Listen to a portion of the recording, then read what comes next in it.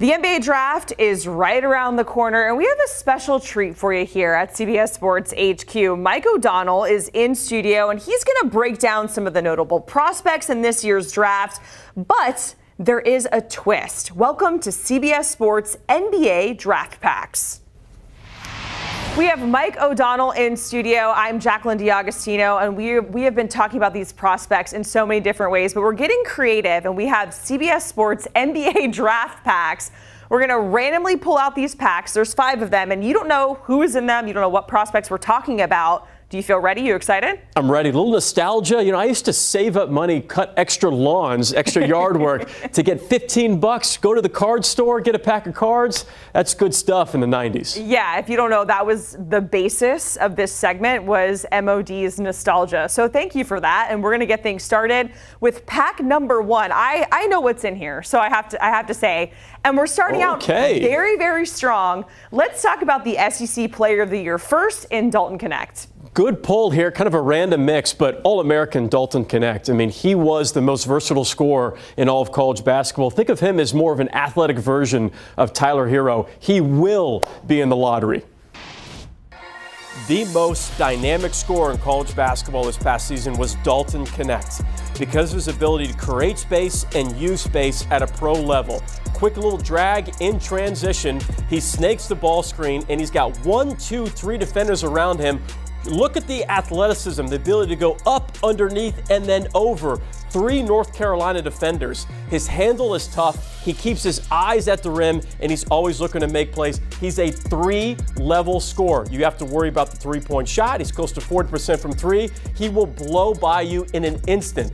This is a great display of athleticism against a very good Auburn defense. It's one of the reasons why he's going to end up being a more athletic version of Tyler Hero. Averaged 21 points per game, almost 40% from 3, and he was the 3rd best scoring efficient player in the nation behind Zach Edey and Jalen Ledee. Again, this is pro-level Dalton Knecht right here.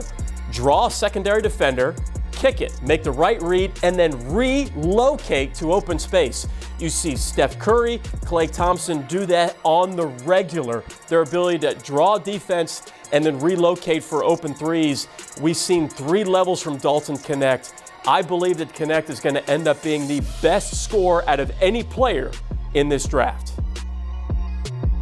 Next up, we are going mid-major vibes with A.J. Mitchell. Tell us about his player comp. What makes him so special? California, Santa Barbara, mid-major vibes here. A lot of Manu Ginobili, maybe sprinkle in a little Andrew Nembhard as well. Masterful in the pick and roll. It's going to be hard to find a player in this draft that plays with the kind of pace and smoothness that A.J. Mitchell does. He's been on the NBA radar for years because of his ability to play in pick and roll action and his pace. He doesn't have cheetah speed, but he has rabbit speed, and rabbit speed wins every single time. He's got so much wiggle in his game as a lefty big point guard at 6'5", especially in transition, rejecting the ball screen here because he sees an open driving angle on the left wing. Rejects the ball screen, and this finish is something of an absolute beauty. Right hand, remember he's left-handed, goes underneath the defender. In semi-transition again as well. So good in the pick and roll. Do you switch? Do you double? Do you stay with? Here's the wiggle. Here's the pace. Sells the dribble jumper with his eyes. A lot of Andrew Nembhard and Manu Ginobili in his game. He doesn't have the typical burst of speed, but he has the elite timing and pace. Double high ball screen, pushes the defender right to go left. He's not reading his man. He's reading the help defender at the bottom of the screen, throws it up for the lob. That's what NBA scouts love.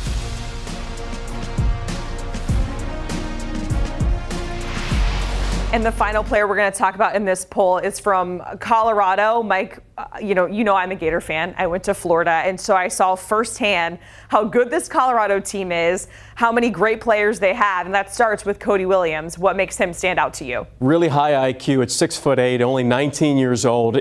Cody Williams would get drafted in the lottery. There's no question about it. He's got a great trail mix type offensive game where he can do a little bit of everything. Cody Williams has been on the NBA radar for a long time, and he's just a very smart and mature scorer first. He's always moving without the basketball. He lets the ball come to him.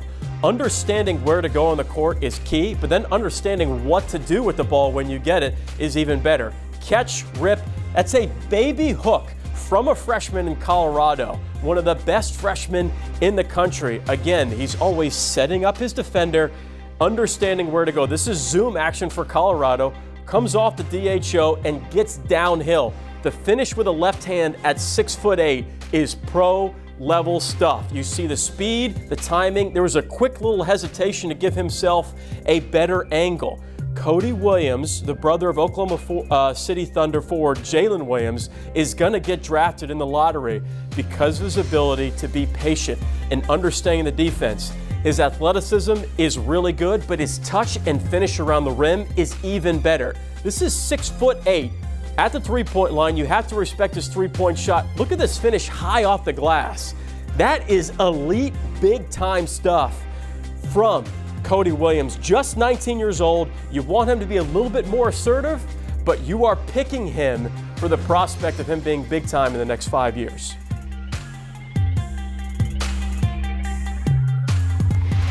All right, so pack number 1 set the bar very high. We're going to see if pack number 2 can deliver as well. You got a good feeling about it? I always have a great feeling about it. I mean, we're at the card store right now. We are digitally pulling packs of cards right now. This is great. I don't know who's coming, by the way. I have no idea. This is, again, a reminder. All a surprise to Mike O'Donnell.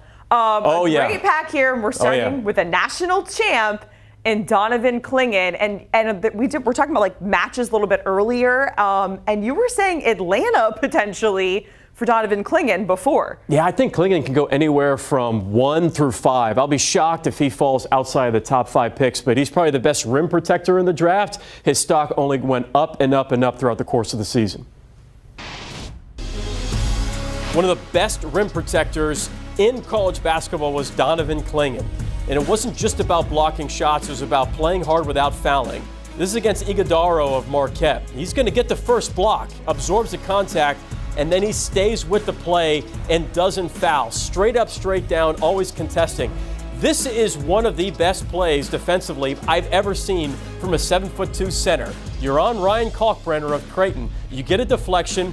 Watch the feet, watch the eyes, watch the hands. His ability to be in drop coverage but not completely leave his man and take up so much space in the paint. Creighton cannot get anything, specifically because of Clingan on this possession. He has to guard again, pick and roll action, contest without fouling. That is high-level stuff. One of the most underrated parts of his game is his passing. I want you to watch some of these passes. On this little get action for UConn, 7'2", gathers his feet, takes a quick dribble to freeze the defense, and drops an absolute dime on the backdoor cut. That's not normal. We don't see that from 7'2" centers. That's why teams have to guard him at the three-point line, even though he's less than 25% from three, because of his passing ability. Again, short roll action. He knows where Castle's going to be, needs to dribble to gather himself. No hesitation with the pass. This is point guard level stuff. The first cut by UConn is what the defense thinks is going to happen. The first cut actually opens up the second cut. Clingan knows that, shows his IQ, the ball fake once to get the second cutter open for an absolute dime over the top.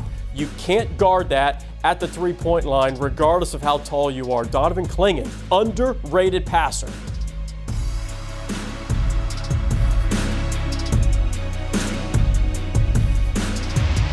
All right, Deron Holmes, 6'9", 21. That is a tall dude and an athletic dude as well. Tell us more about him and what makes him so special. And an All-American dude as well. Yeah, he was awesome for Dayton. 6'9", pick and pop guy. I'd like to see Deron Holmes in the lottery. I don't know if he'll make the lottery, but really between picks 15 to 25 is definitely a possibility for Deron Holmes, the Dayton star.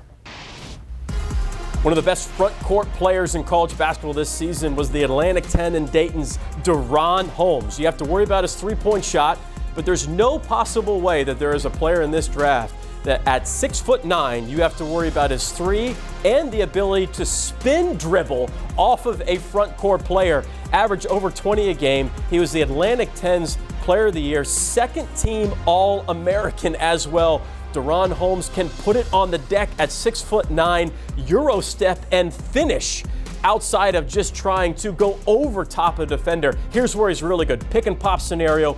He's over 38% from three. He is going to be a dream to play with in the NBA in pick and pop and pick and roll action. He catches everything around the rim. He was also the Atlantic 10's Defensive Player of the Year. Under no circumstances should you try to test DaRon Holmes at the rim. You are losing that battle every single time.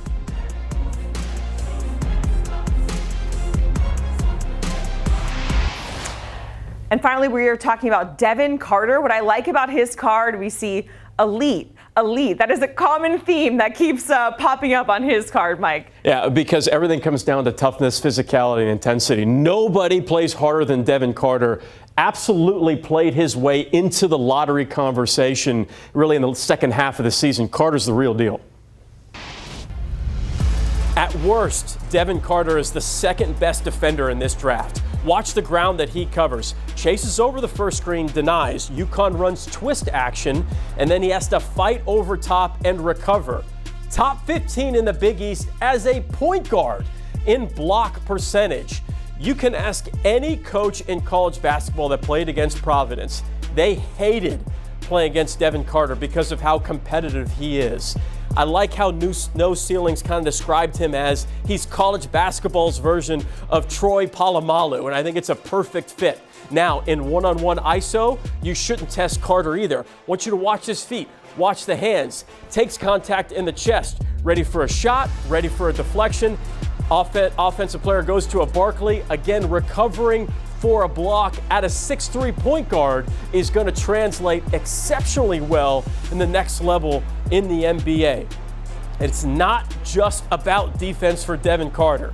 He averaged 19 points per game and shot over 34% from three, but I like his ability to attack the rim as his best quality in the offensive end.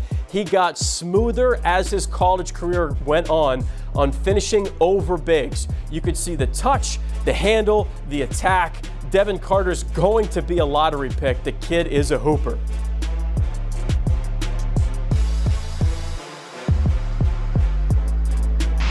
All right, next up we have pack number 3, and something tells me that it is going to be blue blood coated. That's the theme here. Okay. Just to get you guys excited. So pack number 3, show us what you got. Oh, right. You're on point. You're on point. I do have the answers to the test. Well, because UConn is a blue blood now. We have solidified that after back-to-back national champions, so well done. Exactly, yes. Danny Hurley making sure that they are in that conversation. Let's talk about Stephon Castle, because I like his player comp. It's a little bit of a combo there. I like that, MOD. Yeah, a little Josh Hart, Alex Caruso in terms of what he can do really in year 1 and year 2, but just a big-time energy, versatile defender, rim attacker. Steph Castle, Big East Freshman of the Year. We cannot talk about lottery picks and not talk about Stephon Castle. 6'6", but a 6'9" wingspan. His ability to get out in passing lanes and get deflections, can guard essentially point guard through power forward position, is what makes him extremely versatile in this NBA draft. Goes under the screen against a non-shooter. Watch him recover to the point of attack to where he knows the offensive player wants to pivot and go the other way. Same possession, stays alive, and this is what NBA scouts love. Taking really good defense and turning it into great offense. He drops dime after dime in transition. At 6'6", remember, puts you in the mid-post. Watch him shot out of a cannon right here, showing the speed, athleticism, and strength to bump off a smaller defender and absorbs the contact. Castle was Big East Rookie of the Year for a reason. He was a mismatch nightmare, versatile defender, relentless energy. Watch his handle. Something he does need to improve on is his three-point shooting. Defender goes under the screen. Watch the wiggle, watch the hezzy, absorbing the contact. Tough finish over a taller defender. That's what NBA scouts love. The wiggle, the hesitation, the pace, and the ability to finish tough. Castle's going to give you buckets in the next level. If he improves his three-point shooting, Castle will be an all-star.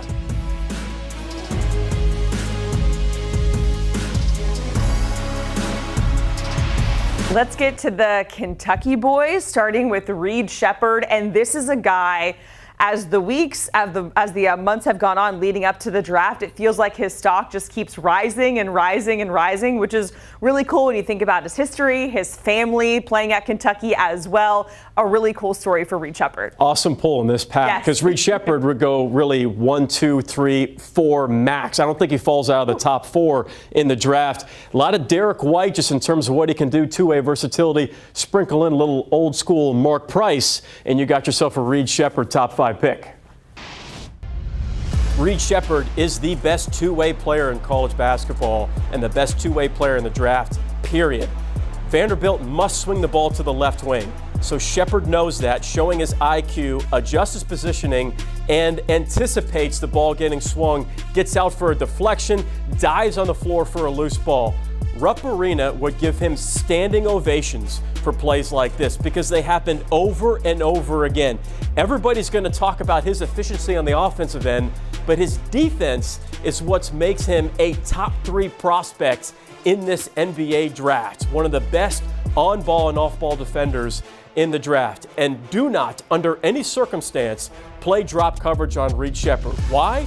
Well, he shoots over 52% from a three-point line. We haven't seen a player get drafted in the first round that shot over 50% from 3 since Michigan's Glenn Rice got drafted in 1989. You can see the form is perfect. The offhand, the follow-through, perfect balance for Reed Sheppard. Now, if we know he's a good three-point shooter, that means defenses know that he's a good three-point shooter as well. So against Tennessee, you'll see a little drag screen action, and we'll see if Tennessee decides to actually switch. They look to switch. What happens here with Sheppard and his ability to have great feel for the game, use your eyes to sell the shot, quick hezzy, that Tennessee overextends their defense, and Sheppard with the blow-by. You can literally see his eyes as he goes inside out, hezzy dribble. So tough, big-time finish.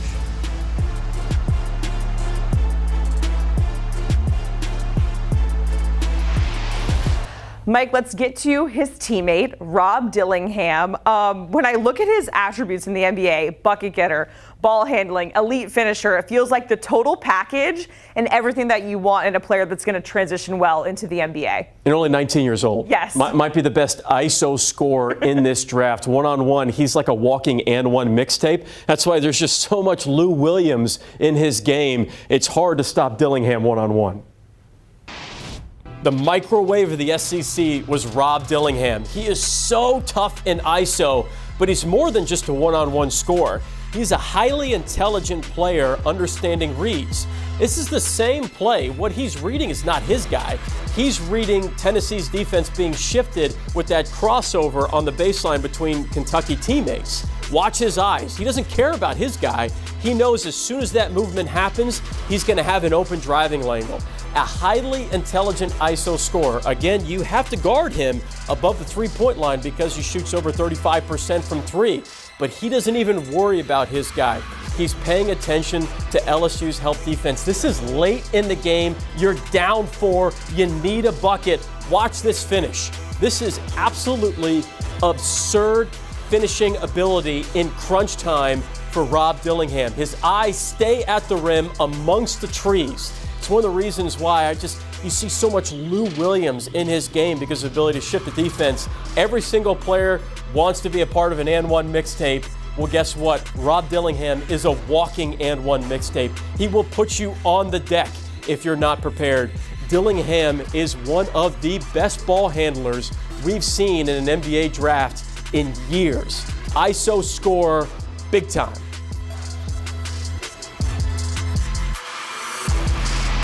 All right, next up we have Pack 4, and I might be the most excited about this one in terms of player comp, because one of these players, There's a lot of conversation. Some say that he should go first overall. A lot of, I guess, disagreement on where he should land in the draft. If that's not the best tease you've ever heard for a pack, I don't know what is. I don't even know. Oh, wow. This is almost the All-American pack. Yes. This is the kind of pull that we got here. Yeah, wow. The guy I was talking about, of course, is Zach Edey, because some folks are saying he should be in the top 5. He had a great combine, and then others are like, he's just tall. So kind of polarizing, but Zach Edey, he's incredible. If you've seen him in person, you know that. He's the most dominating player in college basketball the last 2 years. There's the potential he could go late in the lottery. He probably falls outside of a lottery pick, but he is the modern day Yao Ming. There's no question about it. The way he moves laterally has gotten better over the course of time. The Canadian Colossus, Zach Edey, 7'4", 300 pounds. There is no way that you should be able to move like this. Watch how active he is, because this is what NBA teams are going to try to do. Get him to switch and have to guard a smaller, quicker guard. You see how low he gets and slides his feet, forces a difficult pass and a kick out. Zach Edey's feet are superior to where he was 3 years ago. He's going to end up at the free throw line. Defenses and offenses are always trying to pull him away from the rim. He sees that. Watch how quickly he recovers for the block. The best rim protector in college basketball by far was Zach Edey, and he even closes out quickly to the three-point line. He is so good at moving quickly, understanding angles, and closing out and protecting the rim. There isn't a player in college basketball that was more dominant in the last 2 years than Zach Edey. The #1 player in the country in half-court scoring efficiency. You can't move him away from the rim. You can't try to push him above the restricted circle. He does a fantastic job of holding his feet, understanding angles, timing, scoring around the rim. He is so hard to guard in pick and roll because of his ability to seal and hold. And don't forget, 7'4", 300 pounds, he averaged 36 minutes a game in the NCAA tournament. His conditioning is off the charts.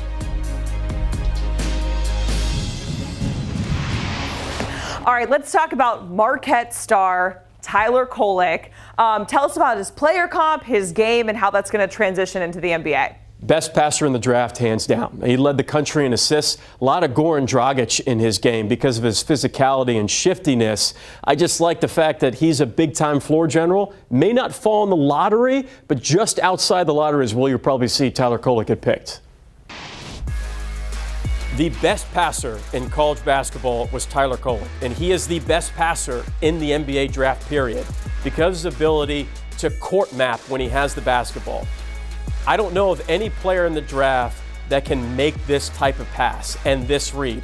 3 defenders around him and a skip pass over 3 UCLA players to find an open 3. That is absolutely absurd. He led the country in assists, and he's laughably good at court mapping when he has 8 assists per game this past season for Tyler Kolek and Marquette. He's a good scorer too. His ability to find open space, sliding down to give his teammate a better passing angle, shoots over 38% from 3, so you have to close out hard, and he's a crafty finisher as well, and fearless. That's Zach Edey, and he's going to give Zach Edey a baby hook. He will regularly make that around the rim. There are very few players in this draft that you have to worry about after a shot goes in, but Tyler Kolek is one of them. 2 dribbles, and he's already picking apart your defense after you made a basket. It's not after a turnover. It's not after a long rebound. This is after a made basket. You cannot throw that any better. He is the Tom Brady of this NBA draft. Pinpoint precision on his passing. Tyler Kolek is elite.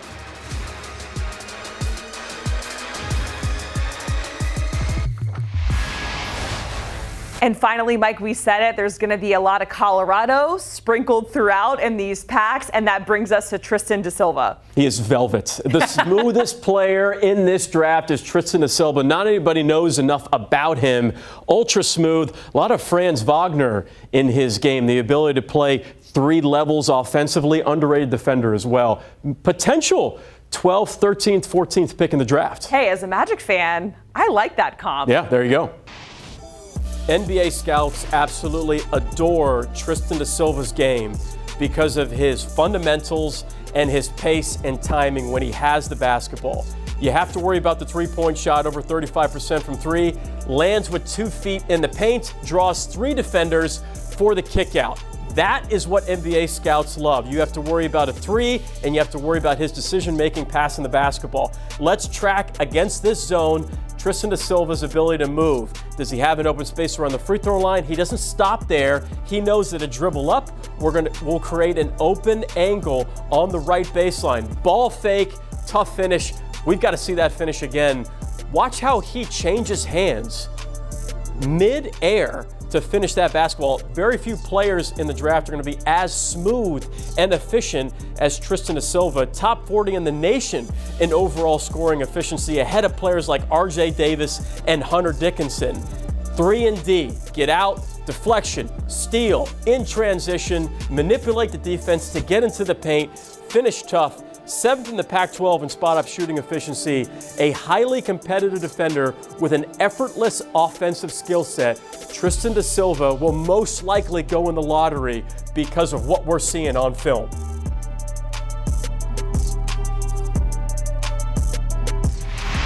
All right, finally, we have arrived at the final pack. That is pack number 5. I have a good feeling about it. How are you feeling? Bittersweet. It's the last pack, but you know it's going to be a good one. It is going to be good. And one of the guys in here, and we've talked about it before, MOD, so much heart, so much toughness, and that brings us to Jamal Shead.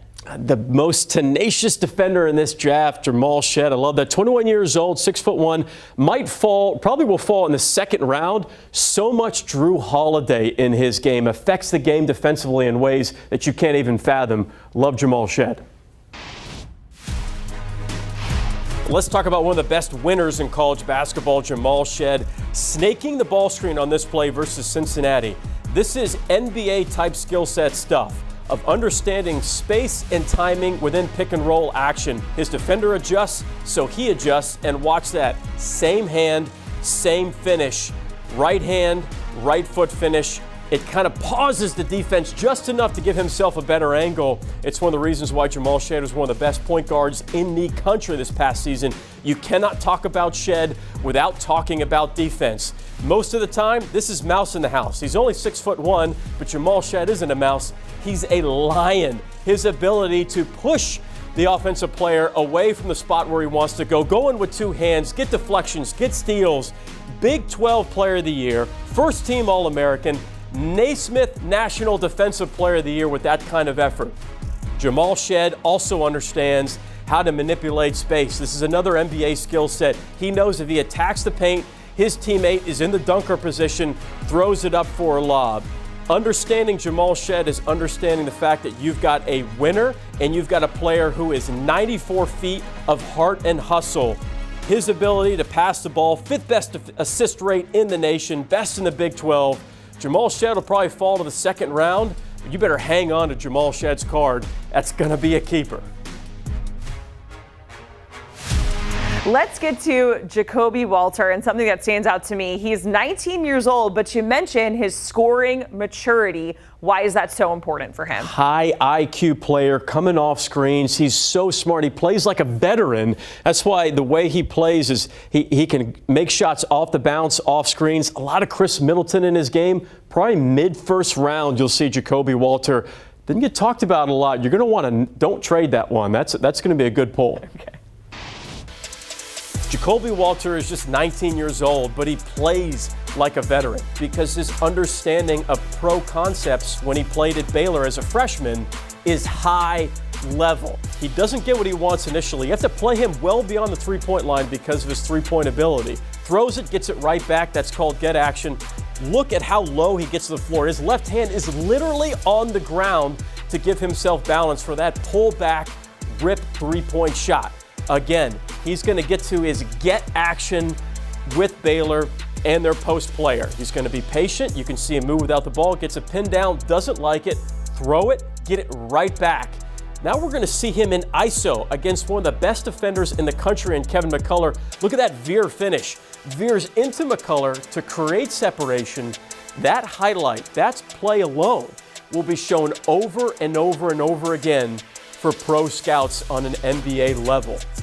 Walter is also very patient and understands how to run off screens. This stagger along the baseline is a perfect example. Watch him come across this stagger and get his feet, his hands ready. The rhythm, the pace, the timing of getting squared up. He doesn't need a lot of time to get it off, and he'll come off this screen, and he's supposed to go up high, but reads the Kansas defender coming up high, goes low. Walter, tough. And finally, we are talking about Jared McCain. Tell us about his player comp. What makes him so special, Mike? A better scoring version of Dante DiVincenzo. McCain in the second half of the season was awesome. 3-level scorer, good two-way player, over 40% from three, deep range, Steph Curry type range. A sharpshooter with an exceptionally high IQ is Jared McCain. He shoots over 41% from three, and he's got some range. Serious range, Steph Curry type three-point ability from him, way beyond the three-point line of where most players actually feel comfortable. He's really good at understanding space and moving to a better passing angle, moving to where the defense doesn't want to go. This is another really good example. You could see claps his hands. He wants this mismatch against a 7-footer. You have to worry about the three-point shot. We just showed you. Quick little ball fake between the legs, and uses his body to create just enough separation for that finish in the paint. The hezzy between the legs, boom, little veer finish over a 7-footer, pro-level stuff. You ask any hooper in the park, this is tough. In transition, full sprint, bump off your defender, create separation, grip it and rip it from a three-point line. Over 14 points per game. Excellent in the pick and roll. He was actually #1 in the ACC in pick and roll scoring efficiency. McCain is the real deal.